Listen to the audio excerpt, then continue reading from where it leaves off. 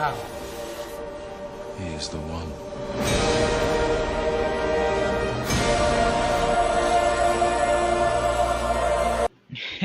Ah, yes, good old drama.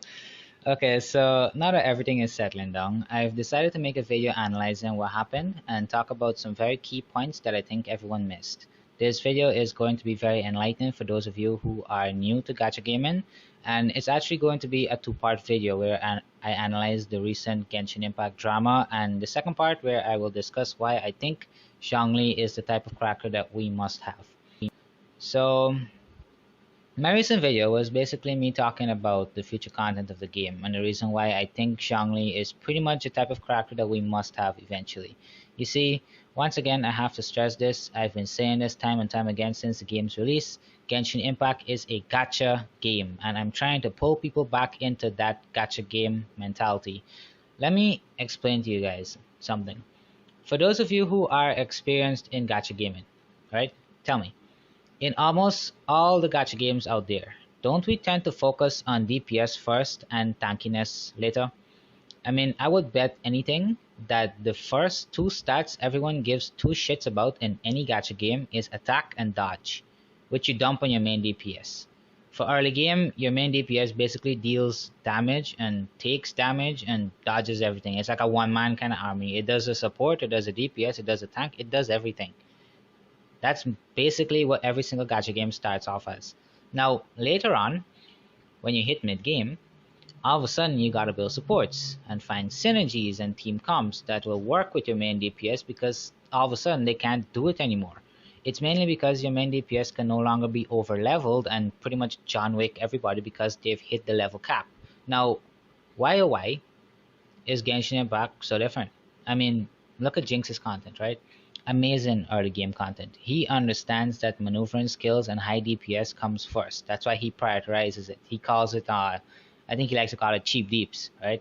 There's a video he made on it actually. And then you got to look at people like Tectone, right? We got the whales like Tectone who are already past the whole cheap deeps kind of area. It's not that they've never been through it. It's just that they just went through it a lot faster than most of us did because they spent 1 year in the game. And they can see Zhongli's importance as a tank. So we have these two conflicting perspectives, but when you really look at it, it's just that one of them are a little bit more ahead than the other, and neither of them is wrong. You see, once you're experienced, it's so easy to predict what directions things are going to go in and what the next step in the meta is going to be. I can probably make a video right now, right? Detailing step by step all the drama, the cash grab strategies, the different types of units to be released, who's going to get buffed, who's not going to get buffed, and I can even tell you where, when, and how MiHoYo is just going to screw up. It's just experience, guys. I can predict all of this stuff, and yes, I am gonna make videos on that, but no, I'm not gonna be 100% accurate, but you better believe I'm gonna come really damn close because it's really easy to see, and it's just gacha gaming 101. Honestly, it's just gacha gaming 101. There is nothing different about Genshin Impact compared to the other gacha games that I've played in the past. Now that said, like I said, nobody here is wrong. Not the late game whales or the early to mid game free to play players or low spenders. I just want people to understand that this is normal for a gacha game. DPS comes first, supports come second, and niche comes later. And we could see that going on in the game. Like, just trace the history for Genshin Impact. You could see that when the game first came out, everybody's talking about the highest DPS who could do this much damage and that much damage, and then all of a sudden we start discovering supports like Bennett and Xingqi, and they're so good. And later on, you're gonna see people are gonna start to understand the importance of units like Zhongli and other niche characters, like maybe Xingyang. I don't know any other niche character in the game other than Zhongli that's actually worth talking about. So, and the reason I don't know is because we're not in that phase yet, and we're entering that phase pretty soon. So I know many of you are new to gacha, and I've been quite understanding when commenting on other people's videos, and I use another username, by the way. It's on the screen there if you've probably seen me. Now, people who are experienced gacha game players are really pissing me off because they should know what's going on, but some of them seem to have forgotten that they're playing a gacha game, and it's no different from every other gacha game out there. And I know people want Genshin Impact to be different, right? People want Genshin Impact to be different. They want it to be special. They don't want it to be just another gacha game. But at the end of the day, that is what Genshin Impact really is. It is just another gacha game. And I treat it just as any other gacha game. The aesthetics are nice and everything else, animations and everything else. But at its core, it's just a gacha game. And gacha games are one of the worst, if not the worst, type of games on the freaking planet. So tread carefully, right? You're in for a lot of pain if you're deciding to sit down and play a gacha game. Now, I love it because I get to theory craft and give my brain a workout, and some people like it because they like to collect waifus, and other people just like to gamble. And well, we're in a crisis, okay? I shouldn't have to tell you to keep an eye on your wallet, but everybody likes a game for different reasons. Everybody plays gacha for different reasons. Anyways, I kind of sidetracked there. Another thing I'd like to add is stop hating on the data miners, okay? People who know nothing about gacha games do not understand the importance of these obsessive math junkies like Jinx. He likes to crunch numbers on the game, and those people are so important for the meta, and most gacha communities are not fortunate enough to have someone who does this. So be grateful and forgiving of the mistakes, okay? Because mistakes do happen. It's gonna happen. Nobody's perfect. I'm gonna make mistakes. Other YouTubers are gonna make mistakes, and for fuck's sake, don't always look to people to tell you what to do. That's why everybody gets so obsessed with mistakes. It's because people are always out there looking to see, they just want to be told what to do. They don't want to do the work. They don't want to learn the mechanics. They just want to say put elemental mastery on this artifact, put pyro on this artifact, put attack on that artifact, and that's it. They don't want to know why.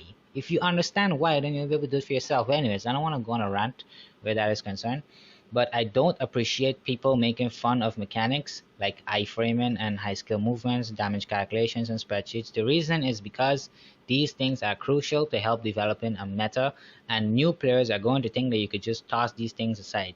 You learn these kind of things, it's gonna make your life a lot easier in the game. And I could dare say that at a certain point in the game, it is going to be necessary for you to know these kinds of things. Mihoyo is gonna expect you to be playing the game for like months upon months and at least learn how to iframe properly, at least a little bit. And there's gonna be content that scales with that kind of skill. It's gonna happen, okay?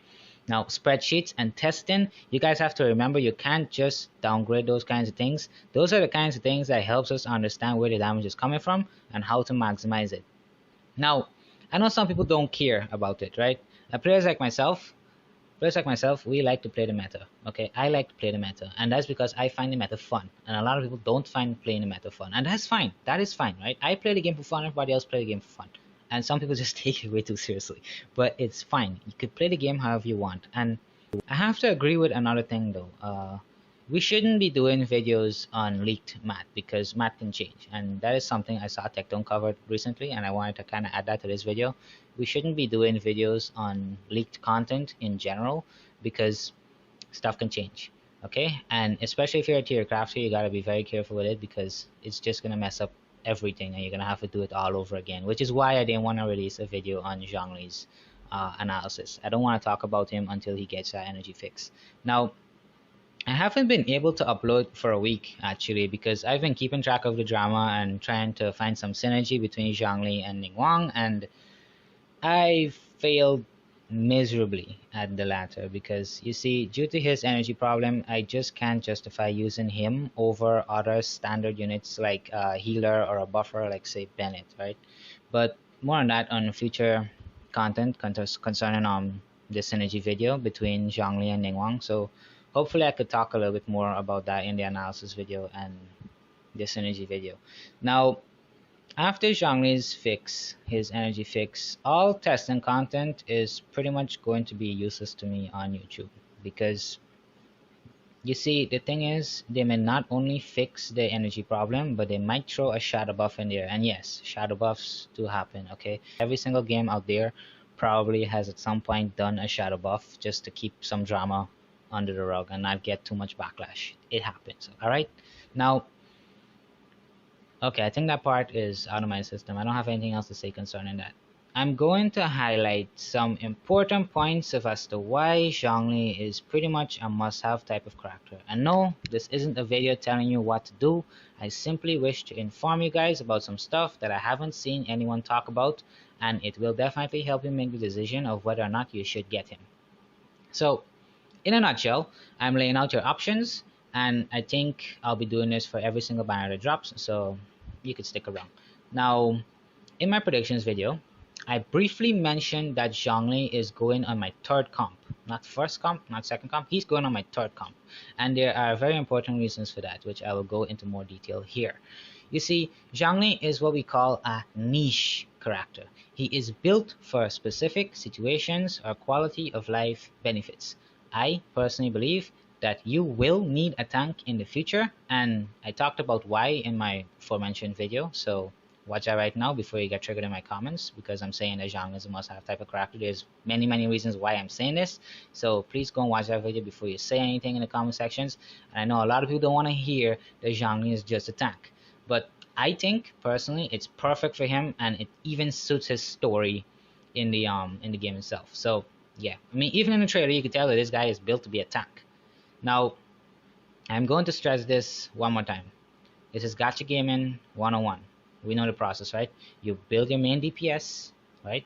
And then you build your supports. And then you build your niche supports.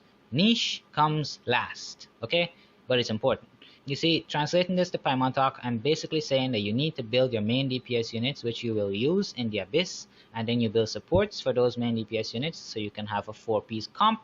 And well, as you all should know, we need 2 teams for the Abyss, right?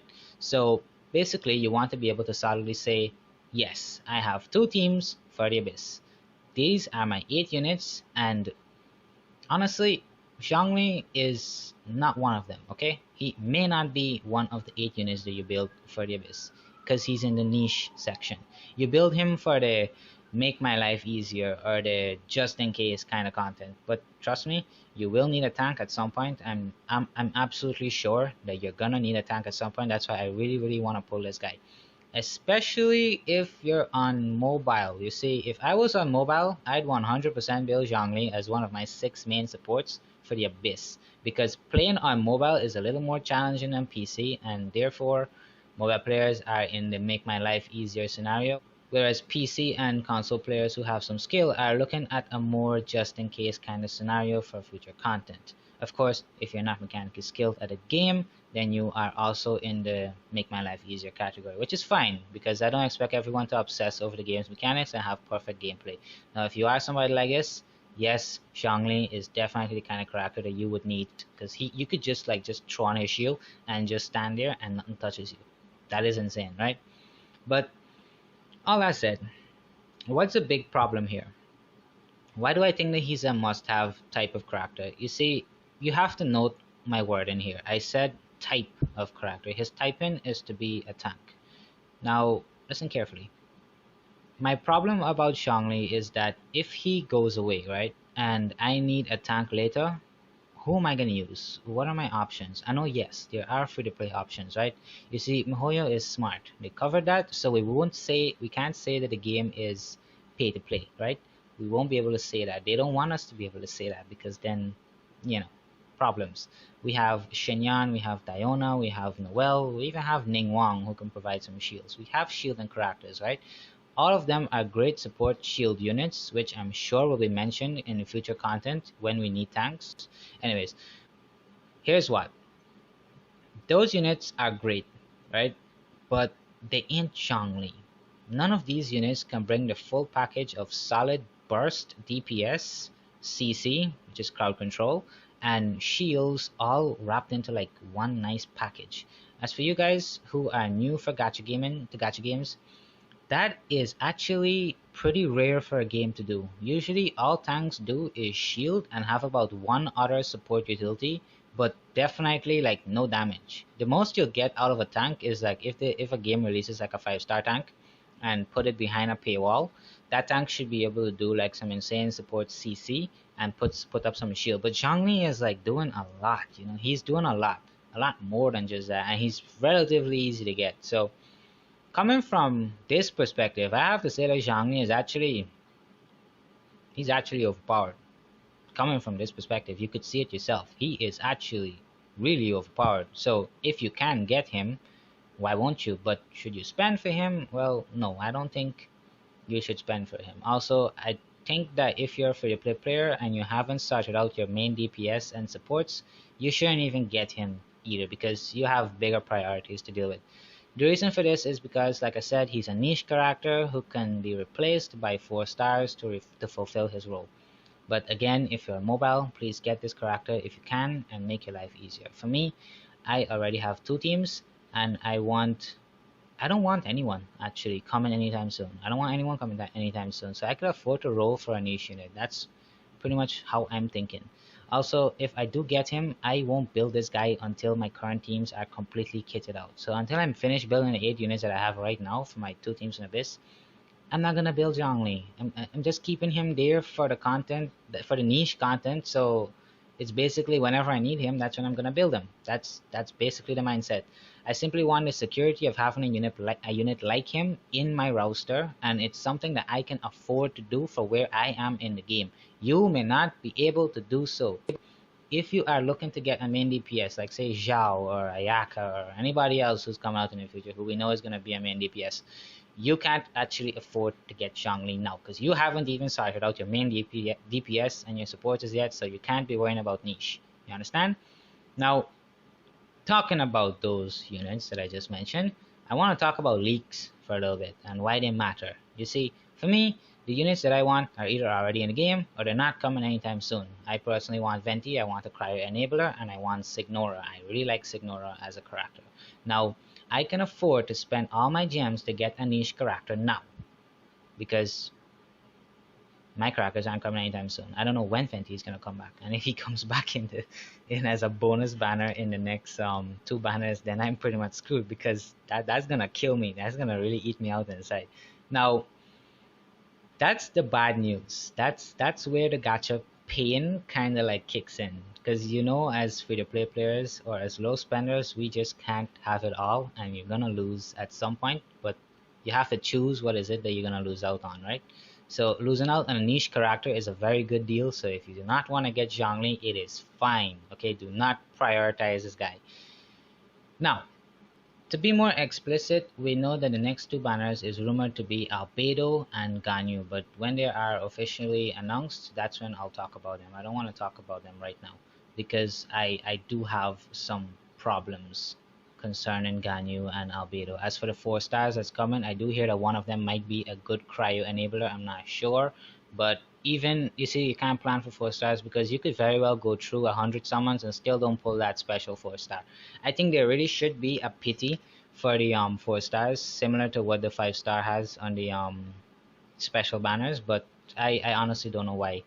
Because I think I can't remember who I watched that took like close to 100 summons in order to get their first Shinyan, that's just stupid. That should not happen. Basically, I'm trying to say that you can't solidly plan for it, and it doesn't matter anyway because you get them eventually because they move on to the standard banners eventually, so it's fine. Now, like I said, I have a lot of things to say about the next banner, but I'm gonna give MiHoYo a chance and not jump the gun until I see something official. But there is a lot of problems with the next banner that I need to talk about, and please, for the love of God, do not summon as soon as the banner comes out. Do not get carried away by the hype. Things are gonna change, things are gonna happen, and trust me, that the next 2 banners are not looking too pretty for me right now. Now, the best part about this is that the Zhongli banner is going to end in about 2 weeks from now, so it's not an urgent thing, and his buff is coming soon, so I'll probably do an analysis on him about a week from now after seeing some testing, and I'll probably do one on Xinyan as well, because she needs to get fixed. Her E is not consistent when it comes to applying pyro on everybody else to get the pulsing one. Now that's another issue because all the testing on Xinyan, I don't think, well, I won't say that all the testing on her is null and void, but it's definitely not the best due to her bug. So that should wrap it up for this video. I'm really just trying to get people back into the gacha gaming mentality so we can avoid most of these misunderstandings and get on with content that actually matters. Yeah, as for some channel updates, my first video is gonna be on the Synergy series, and that's coming soon. It's gonna feature Razor, and probably Klee or Ningguang is gonna come next. So if this video helped you, I'd appreciate it if you drop a like and share it. Of course, subscribe for more analysis-based content if this is your type of thing. And as usual, don't forget, learn the game and play the cards you were dealt.